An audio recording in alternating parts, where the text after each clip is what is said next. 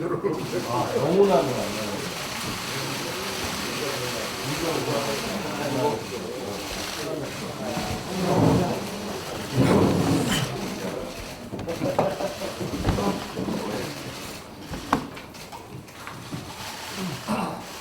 네, 지금부터 150차 원내 대책회의를 시작하겠습니다.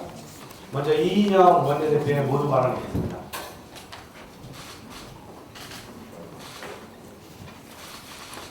네, 지각국회 할 일이 태산 같은데 어렵게 묻는 국회가 산 넘어 산입니다. 한국당과 바른미래당의 북한 어선 관련 국정조사 제출은 납득하기 어렵습니다. 해당 사항은 관련 상임이나 대정부 질의를 통해서 충분히 논의할 수 있다고 생각합니다. 완전한 국회 정상화에 걸림돌이 되지 않기를 바랍니다. 지난 84일간의 국회 공전으로 국민의 시선이 그 어느 때보다 차갑습니다. 시간이 갈수록 매서운 민심 앞에 절로 고개가 숙여집니다. 국회는 2019년 국가 사회기관 신뢰도에서 2.4%로 최하위권에 머물렀습니다. 땅에 떨어진 국회의 신뢰와 국민의 분노를 어떻게 감당할지 두렵습니다. 연중무휴 상시국회를 요구하는 국민이 무려 74.7%이고 국회의원의 무노동 무임금을 찬성하는 여론 역시 80%를 넘는 수준입니다. 국회는 일하라는 국민의 명령을 받들 책임과 또 사명이 있습니다. 민의는 정쟁을 벌이고 민생 입법에 골몰하라며 즉각적인 추경심사를 요구하고 있습니다. 지각 국회가 마땅히 부응해야 할 일입니다. 자유한국당은 국민의 뜻과 함께 할 것인지 다른 정쟁의 길을 선택할 것인지 다시 돌아봐야 할 때입니다. 국회가 불쾌지수가 높은 국민의 마음을 시원하게 해드렸으면 좋겠습니다. 내일부터 교섭단체 대표연설이 진행되고 또 다음 주 화요일, 수요일, 목요일은 대정부 질의가 예정되어 있습니다. 어느 정도 국회 정상화의 문턱을 거의 다 넘고 있다 이렇게 판단합니다. 마지막 남은 6월 임시국회 회기 기간 동안 전력을 다해서 민생 입법과 또 추경 예산을 챙길 수 있는 국회의 모습을 찾을 수 있기를 기대합니다. 일본 정부가 우리 반도체 산업에 경제 보복 조치를 취하고 있는 것 같아서 깊은 유감을 표합니다. 어제 일본 정부는 반도체 소재 품목에 대한 우리나라 수출 중단을 발표했습니다. 우리 법원의 일본 기업에 대한 강제동원 피해자 인정에 대한 보복 조치로 보입니다. 정치적 목적으로 통상 규정을 자의적으로 휘두르는 일본 정부의 결정에 깊은 유감을 거듭 표합니다. 일본은 국제사회와의 약속을 위반했고 또 표리부동한 태도를 보여주고 있습니다. 이번 G20 의장국으로서 자유롭고 공정한 비차별 무역 정신을 말했던 일본은 불과 3일 만에 스스로 이야기한 정신을 뒤집고 있습니다. 2014년 중국과의 분쟁 당시에 중국의 히토류 수출 제한에 WTO를 찾아 중국의 규제 위반을 호소하고 또 승소 판결을 받은 기억을 일본은 잊지 말길 바랍니다. 일본은 과거를 거울 삼아 한일 관계에 미래에 악수를 두는 우를 범하지 않기를 바랍니다. 일본 정부의 반도체 소재 수출 규제의 결과는 자가당착이 될 것입니다. 일본 정부의 수출 규제는 자국 기업들에게도 큰 부담을 주는 행위입니다. 일본 정부는 잘못된 선택이 자국 부품 소재 산업에 끼칠 타격을 역시 온전하게 스스로 감당해야 될 것입니다. 우리는 일본 무역 제재의 위기를 새로운 기회로 만들어야 합니다. 일본이 히토류 수입처 다변화를 꾀했듯이 우리도 반도체 부품의 수입선을 다변화하고 또 국산화를 추진하는 등을 통해서 산업 경쟁력을 강화하는 계기로 삼았으면 좋겠습니다. 우리 기업에 피해가 없도록 아울러 정부는 모든 지원과 또 최선의 대응을 해주실 것을 요청합니다. 더불어 장기적인 측면에서 반도체 부품 소재 기술 개발과 시설 투자를 늘려서 국내 반도체 산업 성장에 새로운 동력을 마련할 수 있기를 촉구합니다. 국회에서도 이 난관을 타개해 나가는데 입법적, 정책적 또 재정적 지원을 아끼지 않을 것을 말씀드립니다. 이상입니다. 조정식 정책위 의장의 모두 발언이겠습니다.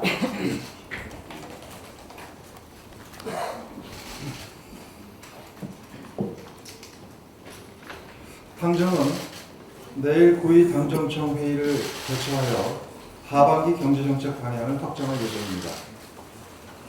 지금의 경제 상황은 글로벌 경기 둔화가 심화되고 하반기 불확실성도 확대되는 양상입니다. 지난 29일 개최된 미중 정상회담에서 미중 무역 갈등이 일단 봉합 국면에 접어든 것은 매우 다행스러운 일입니다. 다만 핵심 쟁점에 있어서 입장 차이가 크고 갈등의 성격이 21세기 패권 경쟁적인 측면이 있기 때문에 사태를 예의주시할 필요가 있습니다. 특히 일본의 악의적인 보복성 수출 규제 조치 발표는 점증하고 있는 대외경제 불안 요소와 내수 둔화 등 경제의 불확실성 확대에 대해 면밀한 대응이 요청되는 시점입니다. 당정은 2019년 경제정책 방향의 큰 틀은 견지하면서도 최근 경제 여건 악화에 적극 대처하고 기존 정책을 보강할 것입니다. 시급한 경제 현안은 물론 중장기적 차원의 구조 개편에 대비할 수 있도록 각종 정책 과제를 적극적으로 발굴할 계획입니다. 특히 해외 여건 악화를 감안해 수출 총력 지원 체제 구축과 투자 촉진, 내수 활성화에 방점을 둔 경제 활력 제고, 경제 체질의 개선, 포용적 사회 안전망 강화 등의 주안점을 두고 하반기 경제 정책을 운용할 것입니다. 특히 당은 포용성 강화를 더욱 속도감 있게 추진할 것입니다. 노인 저소득층 등 취약계층의 일자리를 확대하고 실업급여, EITC, 기초생활보장제도 등 사회안전망을 강화하고 주거, 교통, 교육, 의료, 통신 등 서민의 5대 핵심 생계비를 경감하고 소상공인과 영세자영업자, 청년에 대한 지원을 강화할 것입니다. 하반기 경제정책 기조가 차질 없이 집행되기 위해서는 무엇보다 시급한 과제가 추경입니다. 내일부터 교섭단체 대표연설이 진행됩니다. 늦어도 금주 중으로 예산결산위원장을 선출하고 다음 주부터는 본격적으로 추경 심사에 돌입해야 합니다. 자유한국당의 조속한 추경 처리 참여를 거듭 촉구합니다. 추경 처리를 간절히 기다리고 계신 강원 산불 피해 주민과 포항 지진 피해 시민들의 걱정에 자유한국당이 화답해 주기를 바랍니다. 당정은 조속한 추경 처리와 함께 추경 예산의 조속한 민생 현장 투입을 위해 추경 처리 2개월 이내 70% 집행을 목표로 만반의 준비를 인하할 것입니다. 남북미 제 정상의 판문점 회동으로 한반도 평화를 위한 열차가 다시금 속도를 내게 됐습니다. 특히 전쟁과 분단의 상징이었던 판문점에서 세 정상이 마주 함께 선 것은 그 자체로 하나의 역사가 되었습니다. 북미 정상이 함께 판문점 경계선을 넘나든 것은 사실상의 종전선언을 향한 걸음을 내딛은 것입니다. 북미 양측의 합의대로 실무협상이 진행되고 이어 조속한 시일 내에 북미 정상회담이 이루어진다면 한반도 평화와 비핵화는 불가역적 국면에 접어들 것입니다. 본격적인 대화 국면에 발맞춰 남북 교류 역시 속도를 내야 합니다. 이번 판문점 회동을 통해서도 입증됐듯 남북 간의 긴밀한 협력은 한반도 평화 프로세스를 지탱하는 중요한 안전판입니다. 특히 북미대화 진전과 함께 남북 교류 또한 균형적으로 병행되어야 한반도 비핵화 논의가 보다 탄력을 받게 될 것입니다. 이를 위해 인도적 지원은 물론 정치, 경제, 사회, 문화, 체육 등 다방면으로 접촉면을 늘려나가야 할 것입니다. 당장 12일 개막될 광주 세계수영선수권 대회에 북한 선수단이 참가할 수 있도록 관계부처의 특별한 노력을 다시 한번 당부드립니다. 북한도 이번 판문점 회담 정신을 바탕으로 한반도 평화와 남북 신뢰 구축을 위한 대승적 결단을 내려주기 바랍니다. 정치권의 초당적 협력도 강력하게 요청합니다. 남북관계의 실질적 진전을 위해서는 우리 국회가 정부의 신뢰 구축 노력을 적극 뒷받침해야 합니다. 판문점 선언과 평양선언 비준 처리는 물론 남북 국회 교류 또한 적극 추진해야 합니다. 어제 열린 국회의장과 여야 5당 대표 간 회동에서 국회 차원의 방북단 구성 논의가 있었는데 야당의 조속한 화답을 당부합니다. 한반도 평화 문제만큼은 초당적으로 협력하는 성숙한 자세를 요청드립니다. 원내대표께서도 말씀하셨습니다만 일본의 부당한 무역 보복 조치에 대한 말씀드리겠습니다. 일본이 어제 한국에 대해 반도체와 디스플레이 관련 일부 소재의 수출 규제 조치를 발표했습니다. 참으로 유감스러운 일이 아닐 수 없습니다. 일본의 수출 제한 조치는 우리 대법원의 강제징용 배상 판결에 대한 경제적 보복 조치입니다. 삼권 분립에 따른 민주주의 원칙을 부정하는 대단히 비상식적이고 무도한 조치가 아닐 수 없습니다. 더욱이 이는 정치적 이유에 따른 경제 보복을 금지한 WTO 협정을 정면으로 위반한 것입니다. 엊그제 오사카 G20 정상회의에서 일본이 앞장섰던 자유롭고 공정하며 비차별적인 무역 합의와도 완전하게 배치됩니다. 특히 일본은 지난 2010년 다오위다오 분쟁과 관련해 중국이 히토류 수출을 제한하자 불공정한 무역 보복이라며 WTO에 제소한 바 있습니다. 자신들의 과거 행태와도 상충되는 명백한 자가당착입니다. 일본 정부는 부당한 무역 보복 조치를 즉각 중단해야 합니다. 일본의 수출 규제 조치는 한일 양국의 상호 우위와 경제적 공동 이익과도 정면으로 배치되는 행위입니다. 또한 세계 반도체 시장에도 큰 타격을 줌으로써 일본이 책임있는 글로벌 경제의 일원으로서의 신뢰를 심각하게 훼손하는 행위입니다. 아울러 이번 수출 규제 조치는 그 피해가 한국 기업뿐만 아니라 일본 기업과 국민에게도 고스란히 돌아가게 되는 자해적 조치라는 점을 일본 정부는 명심해야 할 것입니다. 자동차 등 일본 상품과 연간 750만 명에 달하는 우리 국민의 일본 관광, 1년 앞으로 다가온 동경올림픽의 성공적 개최에도 악영향을 미치게 될 수 있음을 우려하지 않을 수 없습니다. 일본 정부와 아베 총리가 부디 이성을 되찾으시기 바랍니다.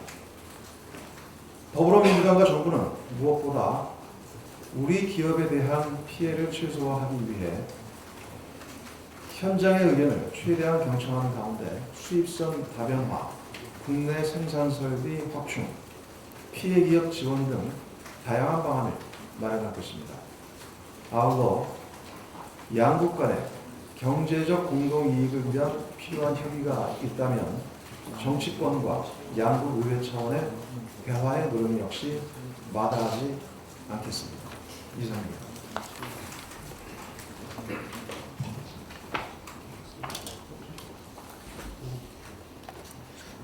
다음엔 제3정조위원장을 맡고 계신 최은절 의원님의 현안 발언하겠습니다. 주 52시간 근로제의 첫걸음을 뗀 지 1년이 지났습니다. 도입 초반 제도에 대한 일부 의구심과 우려가 있었던 것도 사실입니다. 그러나 지난 1년 동안 연간 근로시간이 사상 처음으로 2,000시간 미만으로 내려갔고 산업체의 사망 역시 하락하는 등 노동 존중 사회를 위한 의미 있는 변화들이 나타나고 있습니다.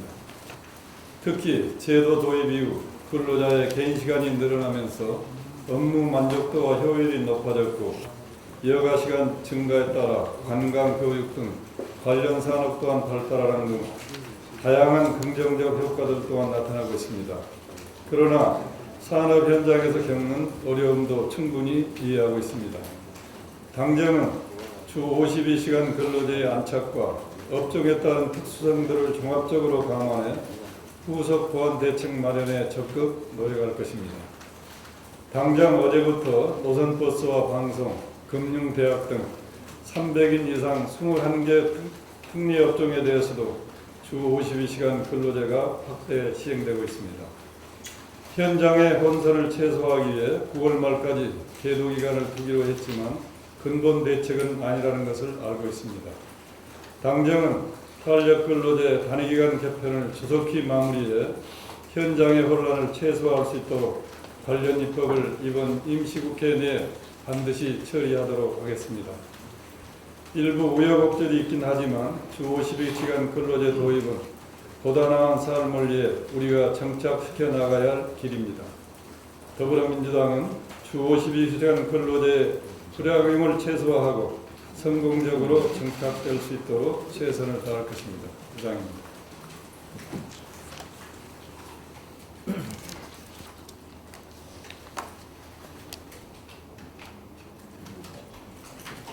네. 다음으로 김영호 수석 부대표의 김영호 부대표의 따라가고 자리를 바꿔드려야 그제 남북미 세 정상의 평화를 향한 발걸음의 줄곧 비난을 위한 비난을 일삼는 분들께 한 말씀 안 드릴 수 없습니다. 자유한국당은 문재인 정부가 한반도 평화를 위해 적극적인 행보를 할 때마다 김정은 대변인 한미동맹 훼손이라며 비난했습니다. 2차 남북정상회담 때에도 깜짝 쇼이자 졸속 만남이라고 헐뜯었습니다. 작년 9월 평양 공동선언 때에도 역시 공허한 선언이라며 깎아내리기 바빴습니다. 나경원 원내대표는 어제 핵무기 미사일 대북 제재는 2년 전과 같거나 더 악화된 것이 현실이라고 했습니다. 그런데 트럼프 대통령은 2년 6개월 전으로 거슬러 올라가면 남북 상황에 세계가 우려를 했지만 그 이후 우리가 이뤄온 관계는 굉장히 좋아졌다라고 말했습니다. 자유한국당에 묻습니다. 신뢰를 바탕으로 한 평화가 어느 날 갑자기 찾아올 수 있습니까? 지난 이명박, 박근혜 정권 때처럼 남북 관계가 경색됐을 때 고작 휴전선에서 풍선이나 띄워보내고 서로를 비난하는 확성기를 트는 것이 자유한국당이 원하는 남북 관계입니까?